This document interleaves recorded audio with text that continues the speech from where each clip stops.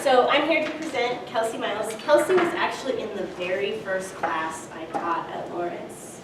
It was a combination of Stefan and I teaching Gen Chem, and she endured that very disparate It was fun. experience. But through that, I then had her in 380 and analytical chemistry the next year. And Kelsey, throughout her career at Lawrence, has just demonstrated excellence and persistence and a positive attitude that is very rare and very inspiring. And I feel like we all think it's been a privilege to have her at Lawrence and with us. And so, first of all, she's just wonderful, and thank you for being here and sharing that.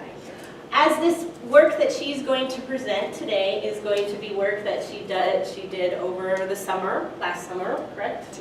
Two summers ago, sorry, I'm behind on time.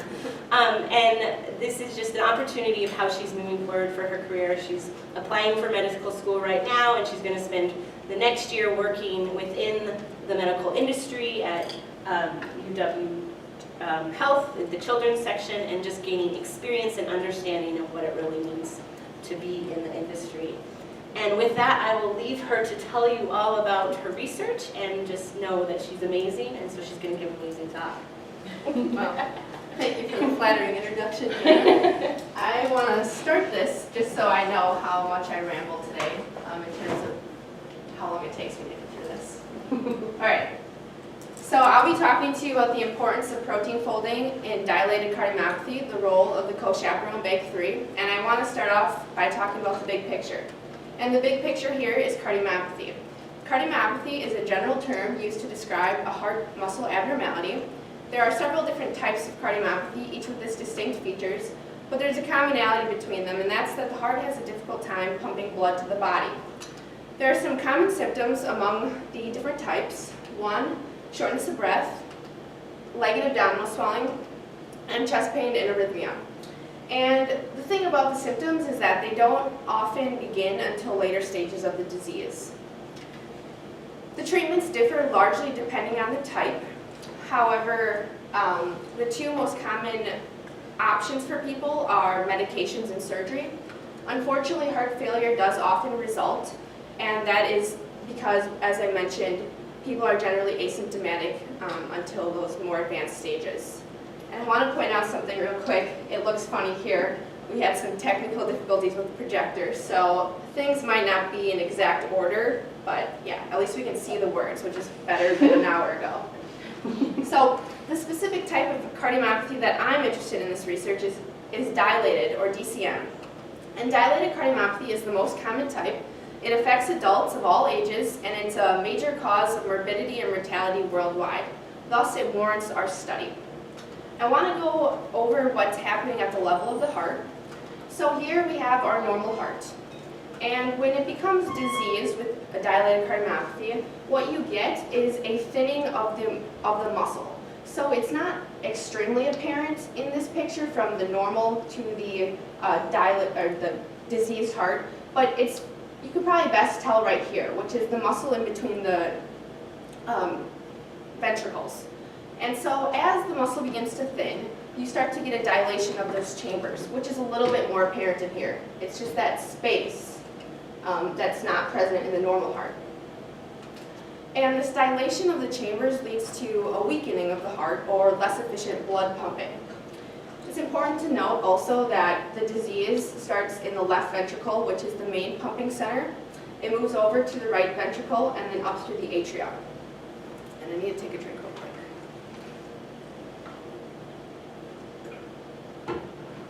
quick. So we understand what's happening at the level of the heart now, but in order to really understand dilated cardiomyopathy, we need to look even deeper, and that's to the cellular level. But first, let's get oriented with what cardiac muscle cells look like. So cardiac muscle cells, or cardiomyocytes, make up the bulk of the heart mass. They don't initiate a contraction, but they do propagate it.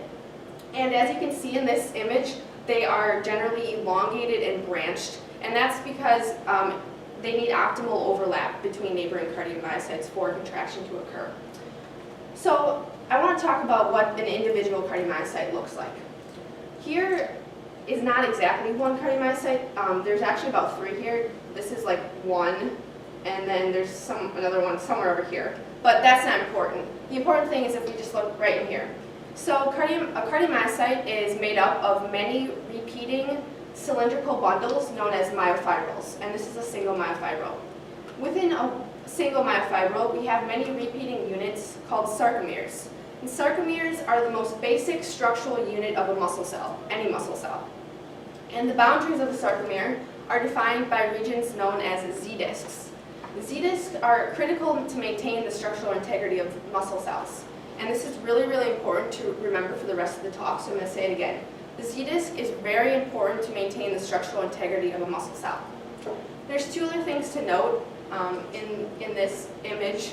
For contraction to occur, there are 2 main filaments, protein filaments, actin and myosin. Myosin is this thick red filament, literally called the thick filament, and actin is the thin blue filament, or the thin filament. And contraction occurs when those 2 slide past each other. So moving on, now that we are oriented with what the structure of a cardiomyocyte is like, let's look at what happens in dilated cardiomyopathy. It turns out it's been well established that dilated cardiomyopathy is associated with aggregation at the Z-disc, protein aggregation that is. And we've just been talking about the importance of the Z-disc in maintaining structural integrity, so it makes sense that if we have this protein aggregation, that somehow it could compromise that stability, and that seems to be the case. You might be wondering, how does this aggregation occur? And the simple answer to that question is cellular stress. So just like we undergo stresses every day, our cells are also exposed to stresses, and they need to cope with that. And sometimes the coping results in pathology. So here I'm going to list I'm going to list different cellular stressors, but I'm also listing causes of dilated cardiomyopathy. So one big one is pre-existing conditions. For instance, a heart attack, high blood pressure, and diabetes. Other ones, alcohol and drug abuse, certain chemotherapeutic agents, and exposure to other toxins. The big one that I'm interested in and that I'm focusing on that is not actually a cellular stressor, but it is a well-known cause of dilated cardiomyopathy, is genetics, or mutations in genes. And so just tuck this away for a second. We will get back to it. For now, I want to go on and talk a little bit more about aggregation. So if aggregation is this pathology, or the end result, let's talk about how a cell prevents aggregation, and that's through molecular chaperones. So chaperones are proteins themselves that help other proteins fold properly. For instance, when a protein is newly synthesized in a cell, it's not in its correctly folded conformation, and so chaperones are going to help it get that way. Additionally, chaperones help maintain the correctly folded state of already assembled units. Another function of chaperones is in protein quality control, and this is basically like recycling. So as proteins age, they're just going to naturally start to misfold and degrade, and when they do that, they need to be removed, and chaperones facilitate this process. In the case of proteins, proper folding is absolutely the key to proper functioning. Not only are misfolded proteins non-functional, but they're also prone to aggregation, which is where the link to dilated cardiomyopathy comes in. The specific chaperone we're interested in dilated cardiomyopathy is BAG3. So BAG3 is actually a co-chaperone that is expressed predominantly in skeletal and cardiac muscle tissue. And as a co-chaperone, it's going to function essentially the same as chaperones, but it's going to form complexes with chaperones and other proteins and do those things we just talked about. So maintain folding, help new proteins get in the correctly folded conformation, and also in protein quality control. The important thing about BAG3 is that it localizes at the Z-disc. And at this point, you might be starting to see a link between BAG3 and dilated cardiomyopathy. And that link is that dysfunctional BAG3 leads to protein aggregation. So let's take a look at how that might work. Here we have BAG3 localized at the Z-disc, and somehow it becomes dysfunctional. And when it becomes dysfunctional, it's obviously not going to be able to help proteins fold properly or remove misfolded proteins. And we know that when that occurs, aggregation may happen. And there, you have aggregation. You might be wondering, how does BAG3 become dysfunctional? And the answer to that is genetics, or mutations in BAG3. So BAG3 is a very well-characterized protein.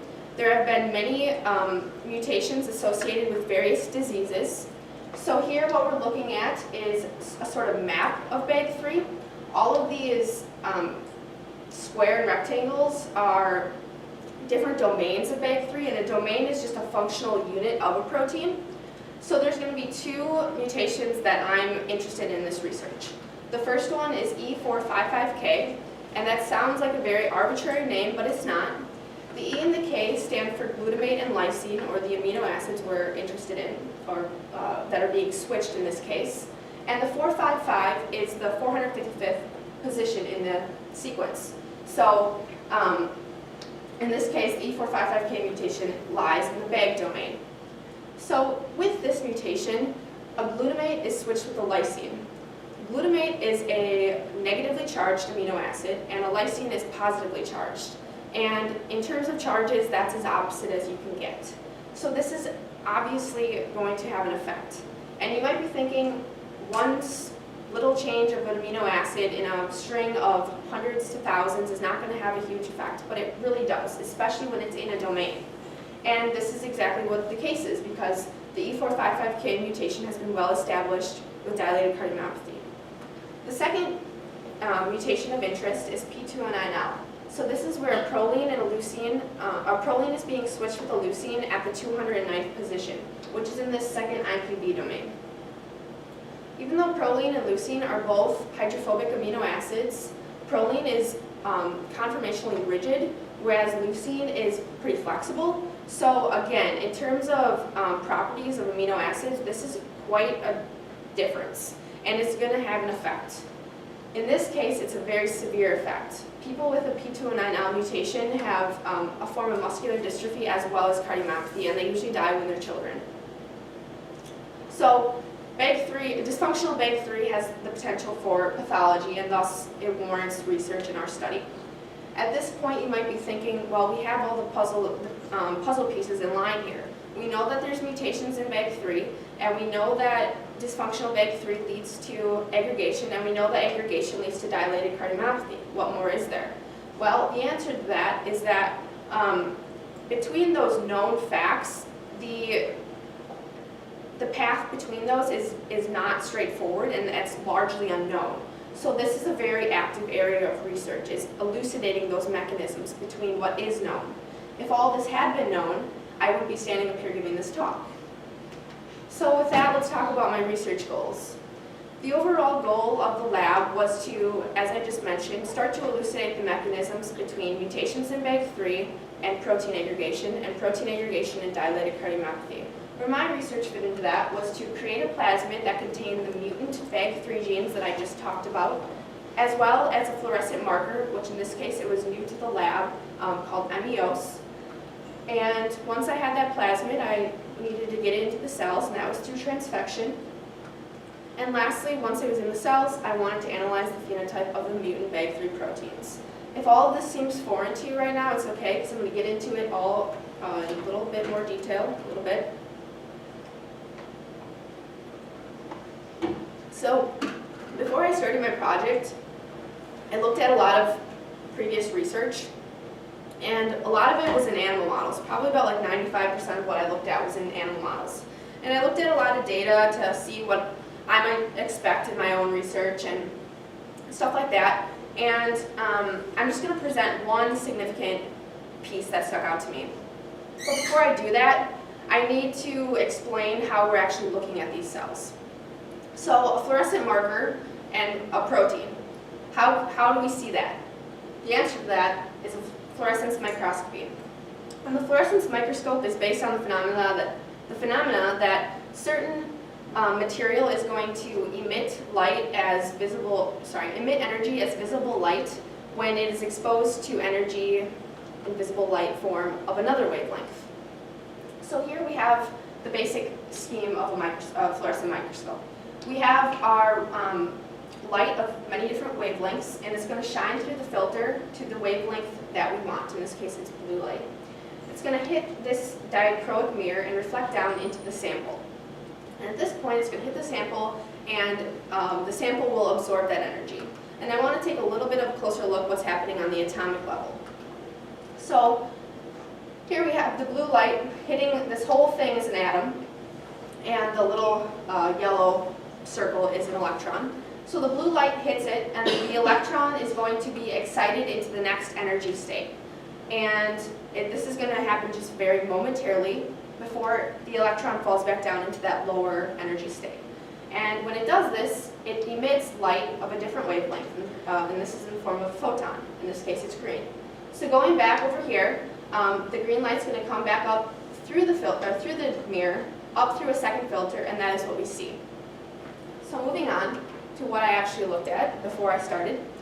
This particular paper came out in 2014. The group looked at the mutant form of BAG3, the P209L mutation, which is the more severe one that I talked about, in zebrafish embryos. So they took the wild type, the healthy BAG3 over here, and the mutant P209L over here. And these are just the cells that they looked at in the microscope, of course. So over here, it looks like a nice cell. Over here, you notice a distinct phenotype of those bright spots. And what those are protein aggregates. And so this was very significant to me because it gave me a distinct phenotype to be looking for. This was only after 48 hours, so it's something that is clearly seen under the just normal fluorescence spectroscopy, and so I used this as like the basis of what I was going to be looking for. I looked at other things and all that, and what I was thinking during this time was, well, they've learned a lot in animal models, but ultimately the best way to study human disease is in a human context, and so that's exactly what we did. In particular, I'll be using two different cell lines here. The first one is HEC cells, and the second is induced pluripotent stem cell cardiomyocytes. So both of those sound pretty scary, but we'll talk about them. HEC cells stand for human embryonic kidney cells. It's just a very generalized cell type that you can use to express pretty much any gene you want. They're easy to work with, they grow really fast, and they're easily transfectable. So in other words, they just are something that you use for initial experiments. Ultimately though, you want to look at, if possible, you want to look at the cell type that's being affected in your disease, and in that case, cardiomyocytes. It's not all that ethical to be going and cutting people's cardiomyocytes out of them, so we need another way. And fortunately, there's this awesome technology that exists in which you take a person's skin or blood cell and you give it some transcription factors and such. You reprogram it back into its embryonic pluripotent state. At this point, it can be differentiated into any cell type you want. So you give it some more transcription factors and all that fun stuff, and you get it into a cardiomyocyte. Great. Let's look at what I actually did. So the first thing was to create a plasmid. And a plasmid is just a circular piece of DNA that replicates independently from chromosomes. Plasmids can be engineered to express pretty much any gene you want. So the gene I want, of course, is BAG3. There's three variants: the wild type, the healthy BAG3, P209L, and the E455K mutants. I then need to also add my fluorescent reporter, which in this case, as I mentioned, is MEOS. And the advantage of MEOS over GFP is that it's photoconvertible, and I'll talk about the significance of that in a little bit. You add some more essential plasmid components, and you get your complete plasmid. Great. Once we have the plasmid, we need to get into the cells, and that's through transfection. And transfection is just a fancy name for integrating foreign DNA into the cell, into a mammalian cell, that is. And so when you're doing transfection, there's two modes of expression that you can see: transient and stable. So you do the transfection, and most of the cells are just going to take in the plasmid outside of the chromosome, their own chromosomes, and it's just going to be kind of hanging in the cytoplasm. And they'll express for a certain amount of time, but as the cells divide, eventually that plasmid is just kind of going to be diluted out. So the expression is only going to last a certain amount of time, which varies depending on the cell type, but usually it's a couple of days, and that's why they call it transient. Stable, on the other hand, is where when you're doing that transfection, there's going to be a certain number of cells that just randomly will integrate the plasmid DNA into their own genome. And you can select for these cells. So you can kill all the cells that don't have it in their genome, and this just leaves you with your stable cell line. And once the plasmid DNA is into this genome, the cell is going to have it there forever, which is why we call them a stable cell line. So there's two types of transfections that I did. The first one was liposuction, and these are very simplistic depictions, but it will suffice. This is a cell, and this is our liposome. So the cell has its own genome, of course, and then around it is a plasma membrane, which is made up of a phospholipid bilayer. And this liposome is like a vesicle that's basically the same composition as your cell membrane. And so they can fuse. And when they fuse, it allows your plasmid to get in. Great. The second type of transfection that I did was electroporation. And that's where you just shock the cell with like an electrical pulse, and it's going to create a pore, letting the plasmid in. And then the pore will close, and you have, yeah. So what exactly I did, this is a bit repetitive, but I specifically took my plasmid, and first the hex cells, and I did the liposuction to them. And then I got my transfected cells that express my plasmid, BAG3 amyos. And I had a transient and a stable cell line. So let's look at the data. I want to go over what all this means before I talk about the significance, but what you're looking at on the left-hand column is the green fluorescence, which green fluorescence means my BAG3 plasmid. And then this BF on the right means bright field microscopy, and that's no fluorescent light. It's just, all it can tell you really is just the outline of cells. And it doesn't, the projector does not help my case here for like any of these, but you can't really see the contrast on here, but just, yeah. So then we have our wild type, our P209L, and our E455K, and this was 48 hours post-transfection. So you can clearly see, since all of the cells have some green fluorescence, that all of them did take up the plasmid. Of course, P209L, it's not nearly as bright as the other ones. Again, it looks better than on this projector, but there's two potential reasons for why P209L had such a low transfection efficiency. One is that the plasmid itself was somehow faulty, and two was that it's just the severity of the phenotype. And we leaned towards number two for a couple of reasons. First, my wild type and my E455K plasmid worked just fine, so there's really no reason why the other one wouldn't when they're essentially the same, besides the one mutation. Second, we already know that P209L is a severe phenotype, so it makes sense. It's not out of the realm to think that that's why we have a low transfection efficiency. And this is going to be a theme throughout, so get used to it. So looking at the E455K, there was no distinct phenotype that I could see readily between that and the wild type. It looks a little different on here, but again, that's the projector. It may have even had a slightly better transfection efficiency. But what I was really interested in was that P209L mutant. I wanted to see if I could see those aggregates. And so even though not many cells got the plasmid in them, the ones that did I could look at closer. And so what we're looking at here is the wild type on the left and the P209L on the right. And there's two takeaways. First, where the red arrows are, those are clearly aggregates. Second, you look at the cell morphology or the cell shape, you can see these are pretty robust. That is definitely not.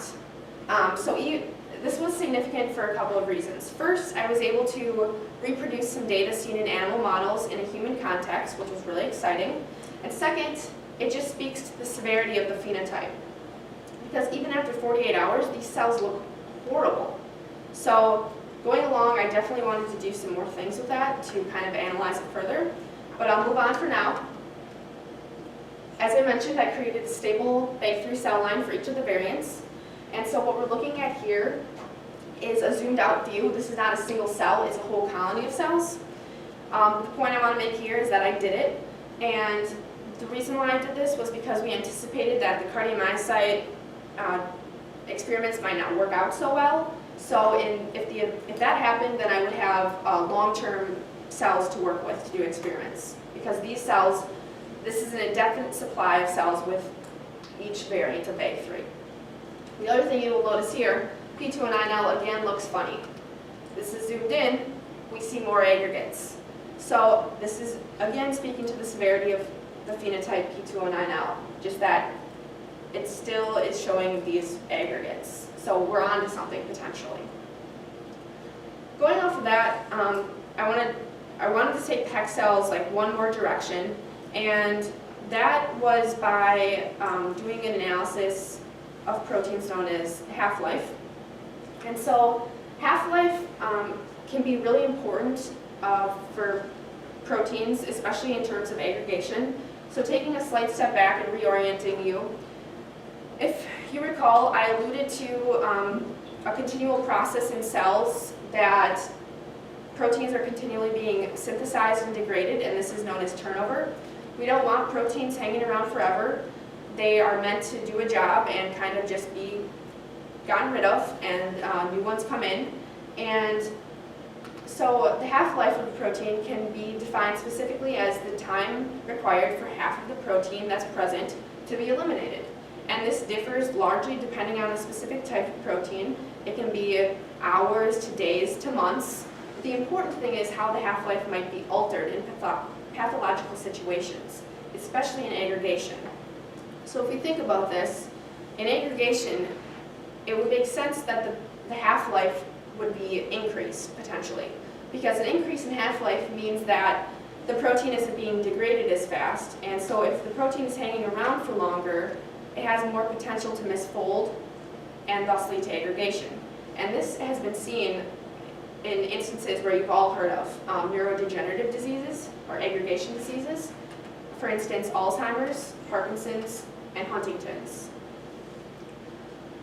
The question we ask now is, what about BAG3? This seems very plausible to ask because we know that dysfunctional BAG3 can lead to aggregation. So why don't we take a look at the half-life? How do we do that? The answer to that is photoconversion of MEOs. So MEOs is a photoactivatable fluorescent protein, which just means that it can be irreversibly activated from fluorescent green to red. And I want to show you how that would work. So we take our transfected cells, we shine a blue light at them for a specified amount of time, and that irreversibly converts them to red. At this point, all the green would be gone, ideally, and you have the red.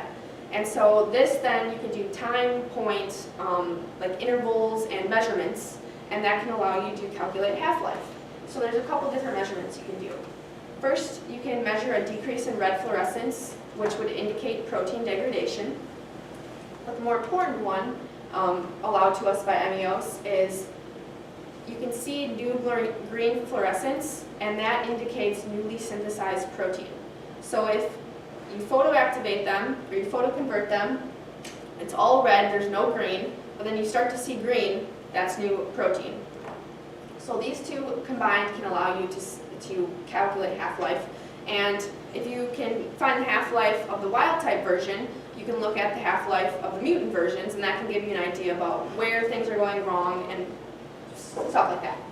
So since I was the first person to use this protein in the lab, it was not optimized, so I couldn't do all that yet. I had to just see if it would work with BAG3. So that's what we did. Here we just have our HEX cells, and these are just the wild type. That part doesn't matter. And here's our red filter. Of course, there's nothing in there before we photoconvert them. We expose the cells to, in this case, it was over a minute of continual blue light. And afterwards, we get our photoconverted cells. And I want to apologize on behalf of the projector. You cannot see the red here probably, but it's there, I promise.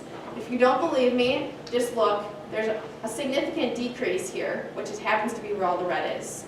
So we did photoconvert them. It's not ideal because everything would have, all the green would have to be gone, but it worked, and that's the most important thing to begin with. This would be an important thing that we could work with in the future. But for now, let's go on to the recap of what I did with the HEX cells. First, I looked at a transient transfection, or transient expression of the HEX cells of each of the BAG3 variants that I had, and I found that the P209L had a distinct aggregate phenotype. I created the stable cell line of each BAG3 variant for future use, if necessary, and then I somewhat successfully photoconverted the BAG3, which would be good for future use, of course, if it was optimized.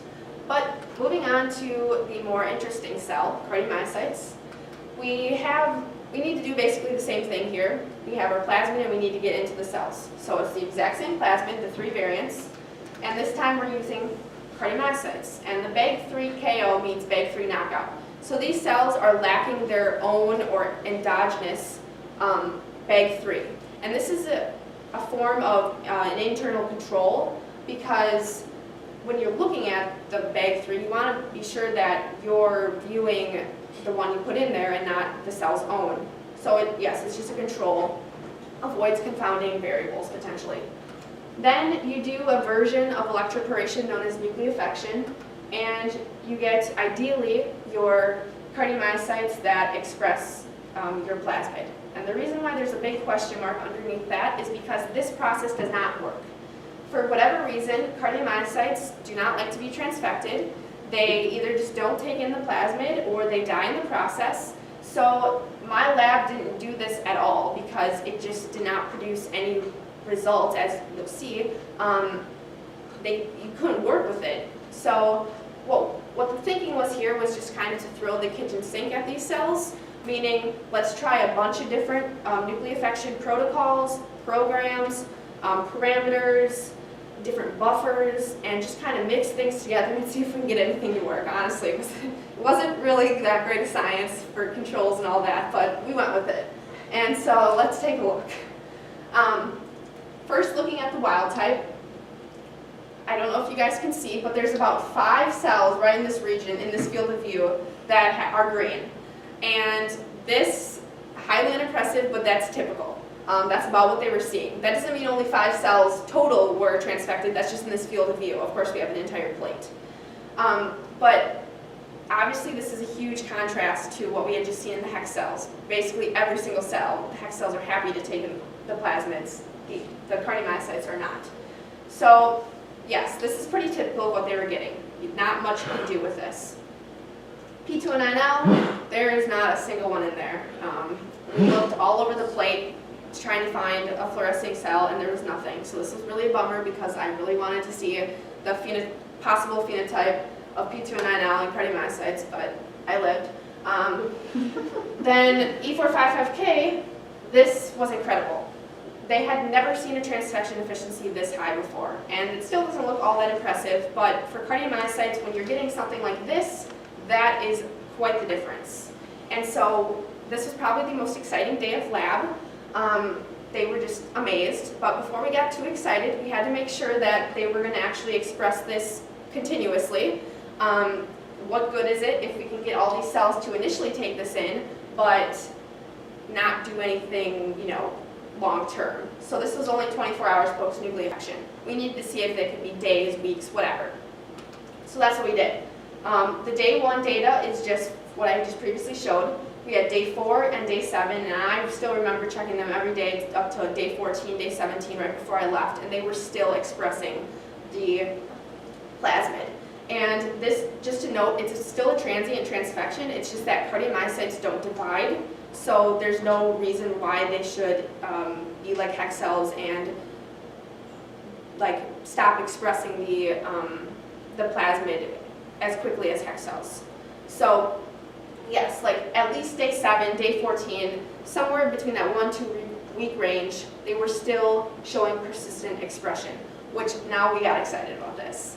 If this data in the hex cells could be reproduced, this would be very significant for their lab.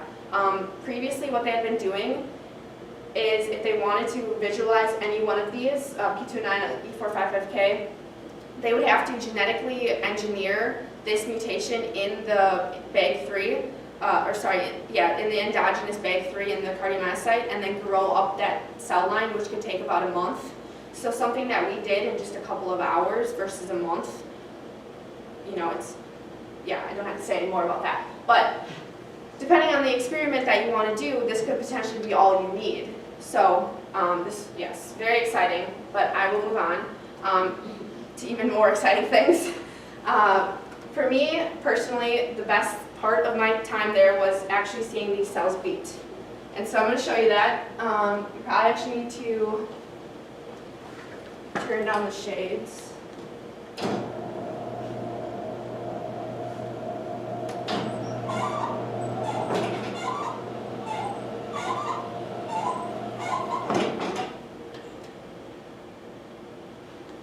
Okay, hopefully you can see that.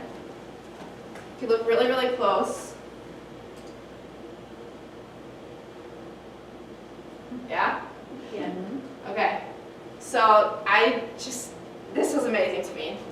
Seeing as how I want to go into cardiology, just seeing cells beat on a plate right in front of you is just amazing. I don't know how else to describe it. I could watch this all day, but I'll keep going.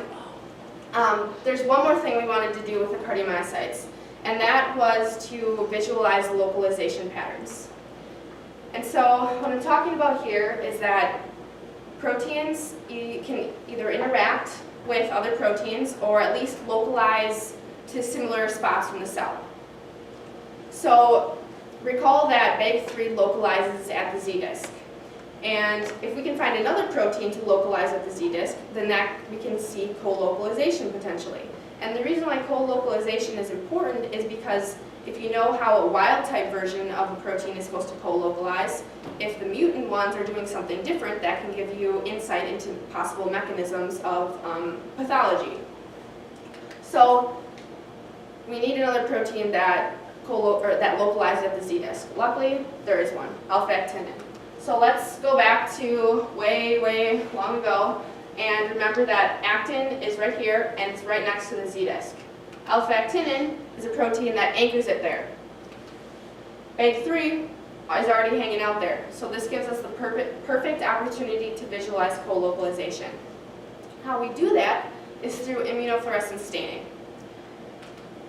We take our cells that are expressing our plasmid, so unfortunately this left out P209L because there was nothing. We fix the cells, which just means you kill them, and then you actually do your staining, and I'm not going to go into any of that detail, but just suffice it to say that there are primary antibodies that are specific to either alpha-actinin or BAG3, and then you would add in a secondary antibody that can fluoresce, and thus you can see it under your fluorescent microscope. So let's, another bar. When we were doing somewhere between the fixing and the staining, BAG3 detectability in E455K was lost.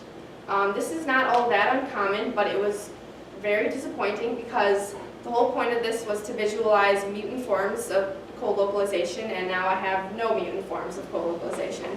So all hope is not lost though. We can still get some important information from the wild-type variant, and let's take a look at that now.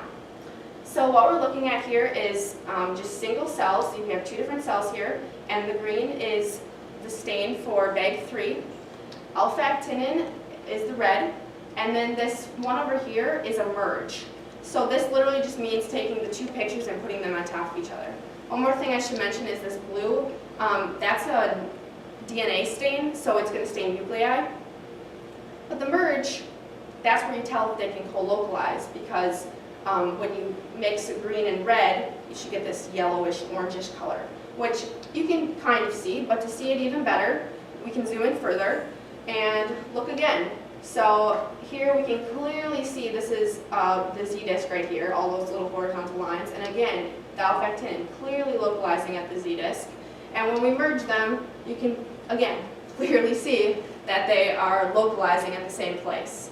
So this, even though it was only the wild-type version, I didn't get to do it on the mutants, was an important thing for us to know because what it showed, since nobody had used the MEOS fluorescent reporter before, we didn't actually know if that would affect the BAG3 at all, and they actually can because you're basically connecting the two genes together in the plasmid, and sometimes weird things can happen and it can cause BAG3 to not function as it normally would. So this just shows us that we have a functional BAG3, which is important because if we were going to draw any conclusions from this data, you'd have to make sure that your fluorescent marker is in any way affecting your data. So yes, even though we didn't get to see the mutant forms, we still were able to draw some important information from this. I want to quickly recap what I did with the cardiomyocytes. I saw a very high transfection efficiency of the E455K variant, and additionally this expression was persistent, lasting for 14 days at least. Also, I showed that wild-type BAG3 co-localizes with alpha-actinin at the Z-disc. And if I had some more time, here's what I'd want to do. First off, I'd go back and I'd try to optimize that cardiomyocyte transfection protocol, so we would look and see what exactly we did with the E455K and start working from there, trying to get this reproducible. And as I mentioned, this could be a potentially very useful tool for the lab for the future. After I would have this optimized protocol, ideally, I would re-transfect all the variants and do what I actually set out to do initially, which was analyze the phenotypes. And I would want to repeat the immunofluorescence staining, because again, I didn't get to see the mutant BAG3 forms. And lastly, I would go back and work more with the photo conversion, so optimize that protocol and then do some half-life determination of all 3 variants.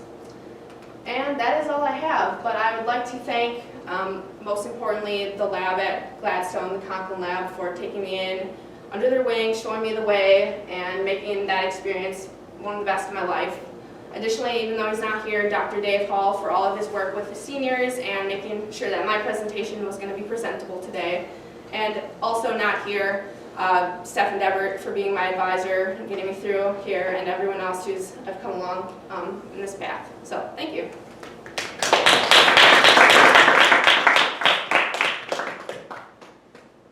Questions for Kelsey?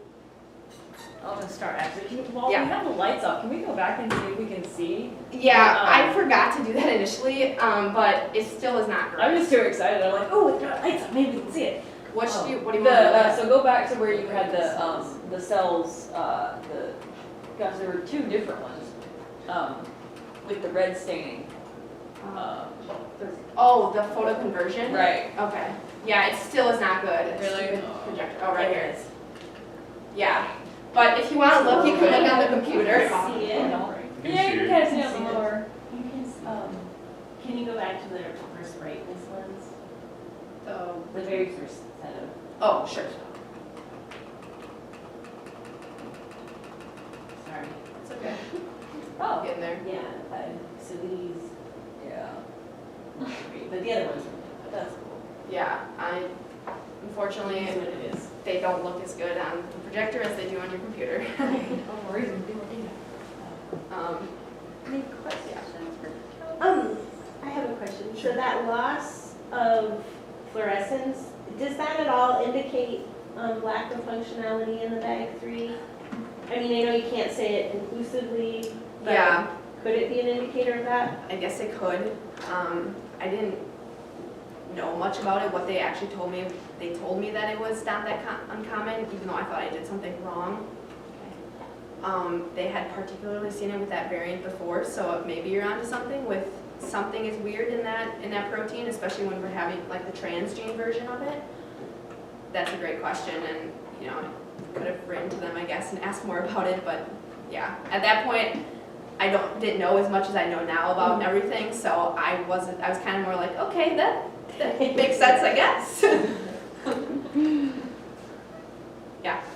So for the transfection, you're looking at this 48 hours post Yeah. transfection, but then for the nucleofection, it was just 24 hours. Is there a reason for the time difference? Oh. And is that going to show differences in is it just the different cells, or why would you? We just decided for 48 hours for the hex cells, and probably we would have done 48 hours for the cardiomyocytes, but we were so interested in seeing if something had worked that we couldn't wait a second day. so we looked after the first day. And I forgot to mention, but the cells were beating again after that first day, because sometimes they can stop beating when you shock them. And so that was another indicator that our plasmid was working out good, was that they were beating right after day 1. Cool. Kristen? So if your transfections would have been more successful, what like phenotypes would you specifically be looking at for each mutant? Would it just be like at aggregation that you were talking about? Yeah. Or what else would you So be what I looking saw in the animal models for P209L is of course the aggregation, and they've done this in vivo, I mean in mice, and like the whole heart just kind of starts to do what the cells did. You know, it just kind of, I don't know what the word is, but going back to your actual question, there was a lot of differences in localization, which is why I really wanted to see the co-localization patterns. For P209L and E455K, it looked like there was no sarcomeres even. So like those where I showed, go back.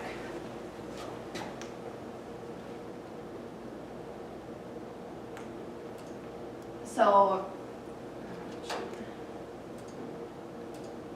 okay, so if the expected results for like P209L and E455K would have been like these, would have just kind of been all over the place, not in a arranged line, which is very serious because these are what maintain the structural integrity of the muscle cells, which totally fits in with what dilated cardiomyopathy presents as. It's weakening. So, yeah. But I don't think E455K really had any good data on like if there was a distinct, just what you could see right initially with the cells. You know, they had the same morphology, they obviously didn't have any aggregates, so that one was more just you had to look at the like, localization patterns and stuff.